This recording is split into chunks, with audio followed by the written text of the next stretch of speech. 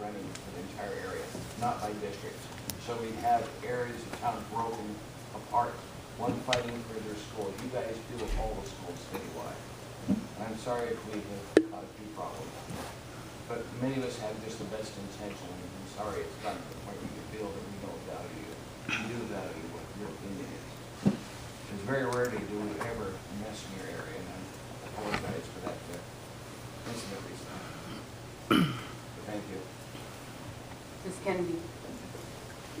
Well, thank you, Madam President. I do appreciate the way that you stated everything and got right to the point, so thank you. You know, I think one of my, frustrations is that we do, I want to kind of echo what Jeannie said too, is, you know, we do hear from the community and we do answer them immediately. And most of the time that's what happens is there is a lack of information that people have. They jump to conclusions and the first thing they need is good information. And I think what I have found is that rather than getting them that kind of information, we just tend to allow the emotion of that particular issue to spin things up. And that's when it seems to become something more controversial than it needed to be. And I think that's where the disconnect happens. And my frustration has been that it seems like some assembly members are more willing to just get involved in the spin of things rather than come and ask for clarification or get the information that they need in regard to what really is the issue. And you know, it seems like what I hear mostly are about four different things. One is that we have all these empty schools. That needs to be addressed rather than just go, oh yeah, we have all these empty schools. The district, and it still comes up, the district magically found $11.5 million a couple of years ago. Well, if the district can find $11 million, they certainly don't need the bond against infringement. Well, you know, people need to know where that, how that all came about and how that was resolved. And, you know, so little things like that, that if they aren't addressed with the community members right away, then things just seem to kind of get ratcheted up to a point where, yeah, there's a lot of animosity and anger and frustration on the public side. And that's what I think the board has been trying so hard to do. Interestingly enough, every time we get a complaint, we give them the information, the complaint goes away. Nobody ever writes back or calls back and says, yeah, but, you know, once they've got the information, things calm down. And I think that's been my frustration, is that when that conversation hits the assembly, the information that they need is not getting out to the public in terms of how things really are. So I do think this committee would be really helpful. It could start to head off a lot of these kinds of issues before they get blown out of proportion. It could absolutely be more just site selection issues, which that seems to have settled down to a better process anyway. So I do appreciate the conversation. It's kind of a tough one, but, you know, I'm glad that you guys know, you know, it's kind of like this idea, we're just kind of feeling like, you know, so, you know, are we chopped liver? You know, the whole expression about whether or not we're being treated like the proverbial red-headed stepchild.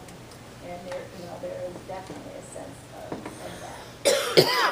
But I think there's still a lot of work to be done in terms of how we handle the kinds of questions or concerns that the public actually has. As long as we can educate them about things, then things will be better. Things will absolutely be a lot smoother, and we'll have a better educated population. Mr. Freeman. I just want to add, I have no doubt that Ms. Sanders is correct, that it was much worse in the early 90s.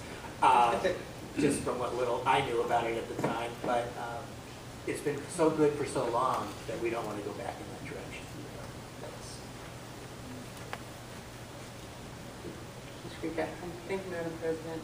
I'm sitting here listening and then realizing, you know, about the committee, establishing another committee, and then realizing that we meet as a whole every 4 times a year.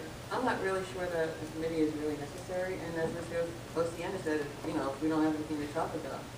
But since it is, you know, the subject matter is board and assembly relations, why don't we just put that on the agenda every time we meet? you know, the first thing to talk about. And I think that that would probably be even more effective than having this subcommittee out there somewhere where people can't make meetings and, you know, it may end up being useless. But I think to have that as a line item on every single agenda, maybe for the next couple of years, forever, who knows? I think we'll be able to work things out that way. Thank you, Madam President. Ms. Drummond? Thank you, Madam President.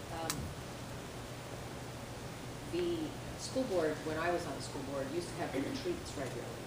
In fact, we probably had one every year for the 9 years that I was on, and certainly each time we had new school board members.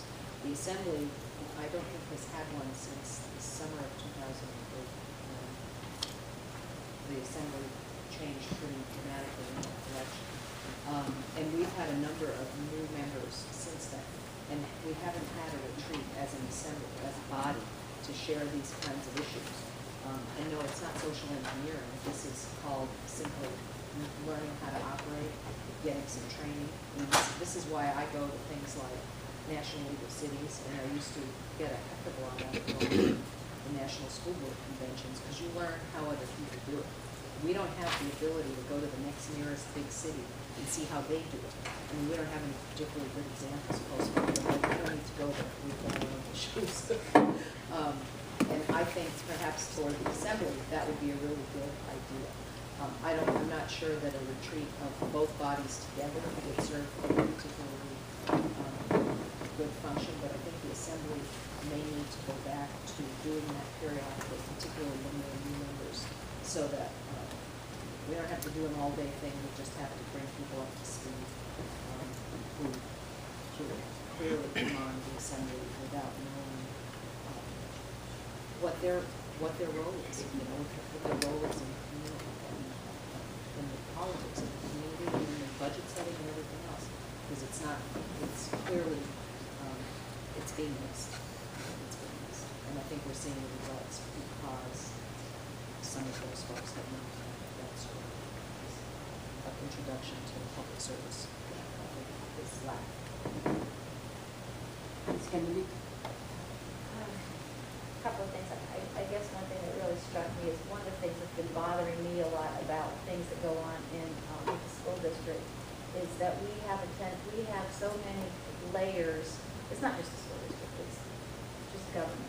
You know, this whole idea of somebody that has to oversee somebody else, that has to oversee somebody else, and it's just, you know, layer upon layer. We get caught up in that, you know, that whole idea that there's got to be somebody else looking over somebody else's shoulder. And so I certainly don't want to create more of that, but I think there is such a sense of that it makes it hard to understand what your role is. And, you know, I don't want to beat up on the assembly on any of this either, because all of us, you know, Jeff and I can certainly say that we had our time period where, you know, we learned our role in terms of being a school board member, and I know it's got to be the same for assembly members. You know, you learn what that role is. And I guess to a certain extent, I want to hopefully let both of us off the hook, and that is, you know, we all might want to be trying to do what's best for the city, but to a certain extent, we really do have very different goals. And, you know, it really occurred to me that there is a different, even though you want to do what's best, there is a different focus where you're trying to do what's best for the taxpayer. And, you know, to a certain extent, school board members wear both hats, where you're trying to do what's best for kids and what's best for taxpayers. And sometimes those things don't necessarily mesh well. You know, so it gets very hairy sometimes trying to make that good decision. And I can see where a lot of times that's where the conflict comes in, because truly the goals, to a certain extent, are very different. So I guess we just have to figure out how to relay that kind of a message when that conflict comes up, to just allow it to be as respectful of the conversation as possible. Yeah. Any other comments? So I'll throw a suggestion out on the table, which goes to what Ms. Gray Jackson said, which is maybe having somewhat of a standing item at these meetings, but having under that the ability to ask questions to get clarification of information from any of the board members. It's very hard for us when we're testifying, because you're testifying, those are rules, and you know, I have great respect for legislative bodies, and when you're testifying versus just sitting around a table, it's a very different thing. You can't have a conversation about it. But if there's areas where assembly members really have questions, you know, I'm going to pick on Jennifer, but she's here, you know, one-time grant money. You know, if there are questions, well, let us do the research and let's have a discussion about that. And to Crystal's point, you know, when we're able to put information out on the table, we may agree to disagree at the end, but at least we have the accurate information out there. Maybe that would help get some of these issues or questions out of the assembly chamber and into a forum where we can have a really robust conversation as leaders. So I'll just throw that out, Mr. Smith. Going along with what you're talking about, I wonder if it would make some sense for us to reconsider the time frame that we're meeting on our quarterly meetings, so that we have a quarterly meeting within 2 or 3 weeks of the bond package going before the assembly, and we have another joint meeting before the budget gets presented and talked about, so that there is an opportunity to sit around a table here and maybe spend half an hour explaining and discussing those kind of issues, so to be timely, rather than maybe be 2.5, 3 months out. Mr. O'Scanlan. We have some flexibility with that. However, we also have the ability to set work sessions at your request. I do not recall a time where I have been asked, or another assembly chair has been asked by the superintendent or board president to have a work session. We said, no, we can do that. So if you know of issues, then we can work that out. Okay. That may be a great way to have those conversations before things come in. Good idea. Any other? When I was on the assembly, we could have Marcia's vote for a weekend. I was on the assembly with. Oh, the days of no open meetings law. Yeah. Well, I appreciate, on behalf of the board, I appreciate the conversation and the thoughtfulness in it. I will make the commitment on the board to try to figure out time that we can sit with the assembly before we have things come to you. And if there are questions or information that you all want or any of your members want, please get those to us, and we'll get you the information. The next item of business is the SRO funding, and as we're going into the budget, so I have a question. I put this one on. I only put the first two on. So we're going into our budget, and I'm still kind of confused about the SRO funding. So I just figured I'd bring it up. I'm going to put on the side to fund the SROs in school and all of that. They're in our budget. At this point, the administration and the boards in the past have thought that it's a very valuable program. But there's a sense that the costs that we pay are the cost for the, I'm not sure what happens to these police officers when they're not in school, and are we paying for services for the city, or are we paying for the services in the school? And I just wanted to clarify it as we go into our budget about what that is, because I've heard lots of different things. So I don't know if it's a Cheryl question or an assembly question or a budget, or Lucinda, sorry. So used to looking at Cheryl for budgets. If I could, though, interject to make sure that Mr. Horniman is recorded on the record as well. Cheryl or Lucinda, whoever wants to answer. Look, through the chair, first, I didn't realize that this was on the agenda. Oh, I I'm would have sorry. done some research. You didn't get the agenda. But right now, you don't pay the full costs of the SROs, but we'll have to get back to you as to what they do during the time in which it's the summer months and the school's closed. Okay. That we'll have to report back to you on. Okay. Because I believe we've had that conversation with the group before, and I just don't remember the details. Ms. Cuomo, and then We have talked, I can't remember, it was you and I and the mayor and George. Anyway, we do not pay for the police cars and all the equipment. What we pay is the personnel costs, the full personnel costs. And then the agreement when this started years ago was that we would have what I call 9 substations, which is where our high school and Clark Middle School are their offices. We provide the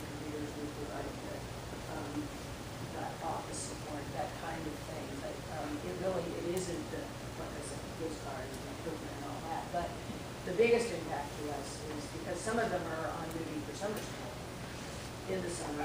The rest of them are working downtown and on the bikes and so forth. And so they're working for the city, but they're certainly, because they know so many of the young people, they're really, I think, tremendous assets to the downtown area as far as knowing so many of the, some of them work in the evenings, and of course some of them take leave. And that's a definitely we try to encourage them to take leave when school's not in session. But all of them are highly trained officers, and many of them have multiple, some are on the bomb squad, some are on one of the crisis teams, and so they have to have regular training and certification. So when they're getting that, they go and they're not in our schools. So I think that's one of the things that complicates it. We believe we want really good police officers in our schools, and they are. They all want to be there. They have been signed there. So it's a balancing act, I think, between full-time in our schools versus getting the extra training, doing emergencies.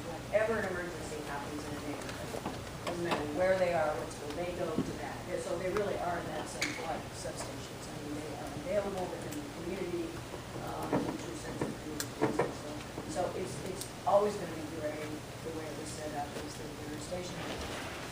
Our school, and then they're doing this.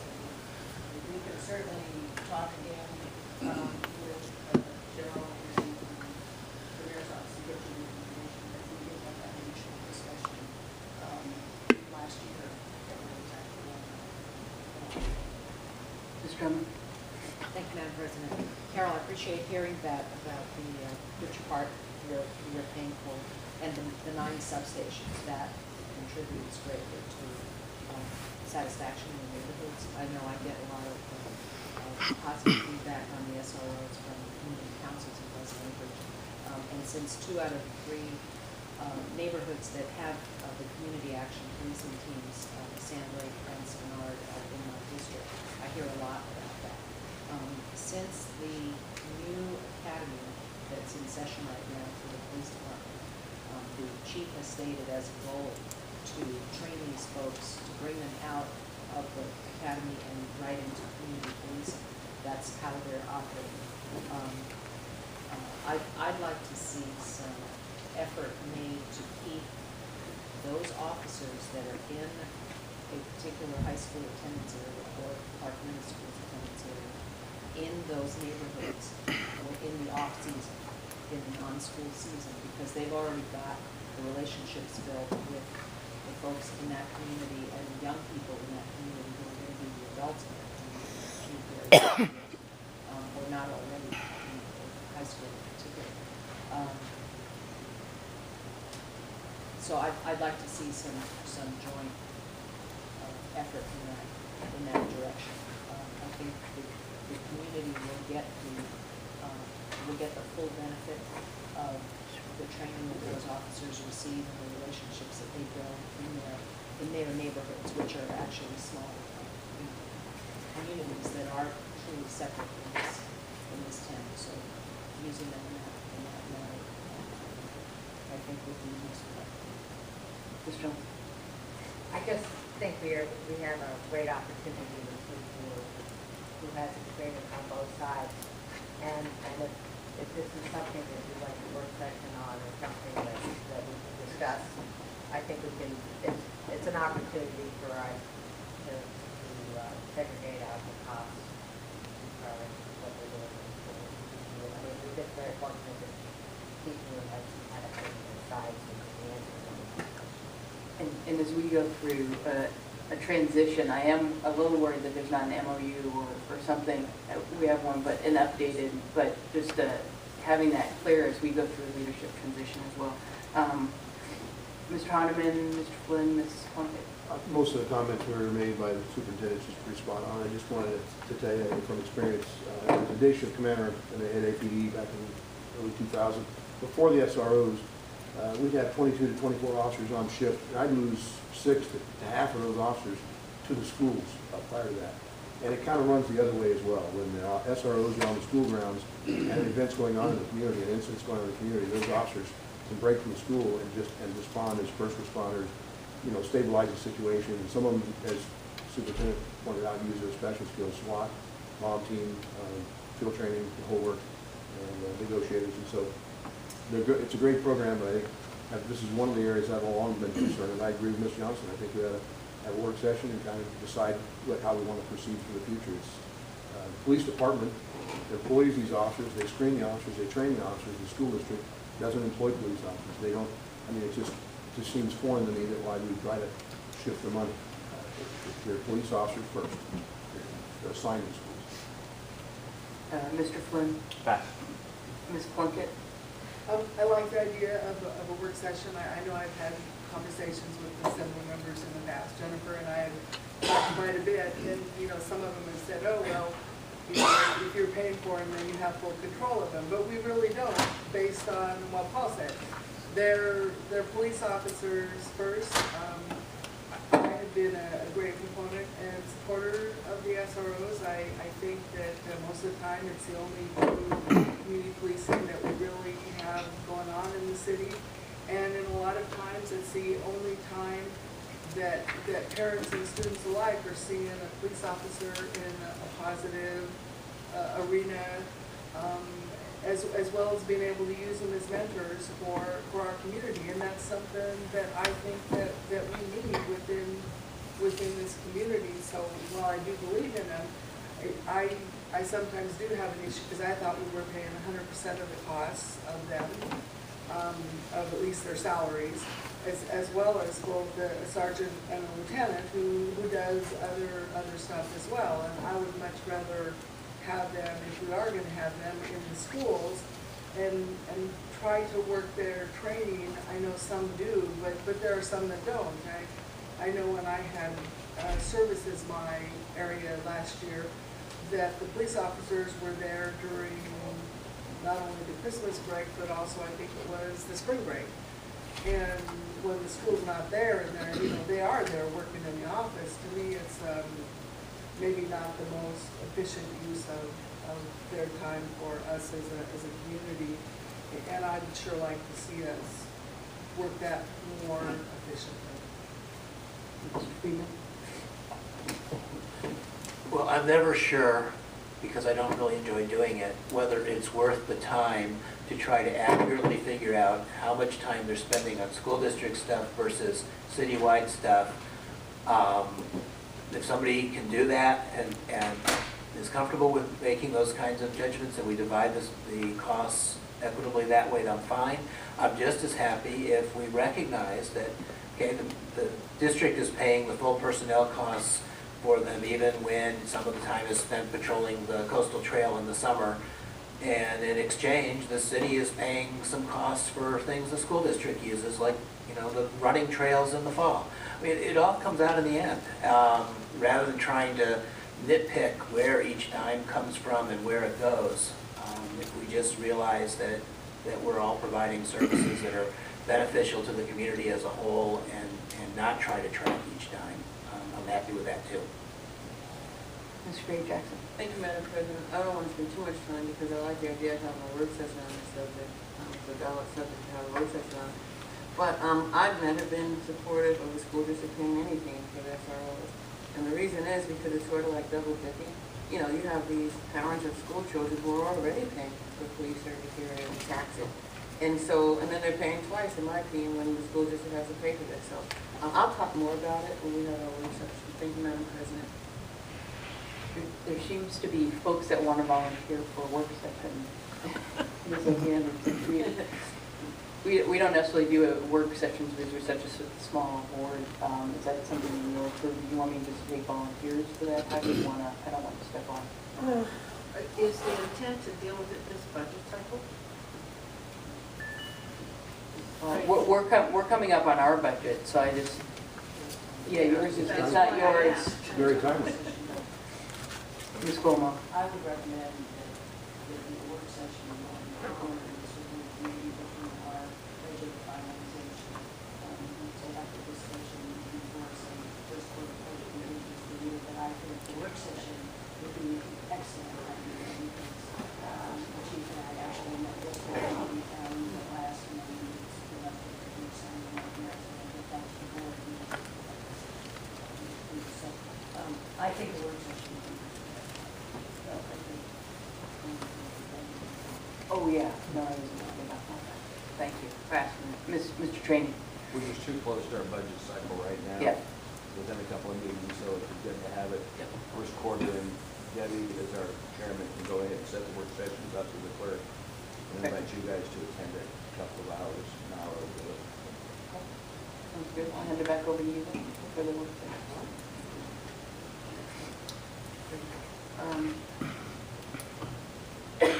Anything else on that item? Seeing none, the 2012 bond package.